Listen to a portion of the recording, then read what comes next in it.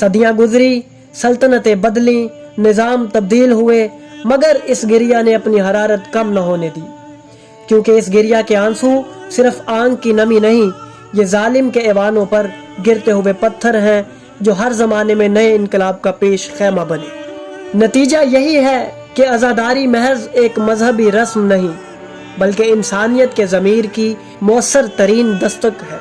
यह हक़ व बातिल की जंग में एक रोशन मीनार की मानिंद है, जो आने वाली नस्लों को राह दिखाता रहेगा। जब तक सदाए हाल में ना सिर्फ फिजाओं में गूंजती रहेगी, हुसैन के गम में बहने वाला एक एक आंसू जालिम के लिए ललकार और मजलूम के लिए ढारस बना रहेगा। यही वजह है कि इमाम आली मुकाम की याद मनाना, उनकी कुर्बानी को जिंदा रखना और उनकी मजलूमियत पर आंसू बहाना ता कयामत एक बुनियादी फरीजा रहेगा। हुसैन इब्ने अली ने हमें बता दिया कि मरना है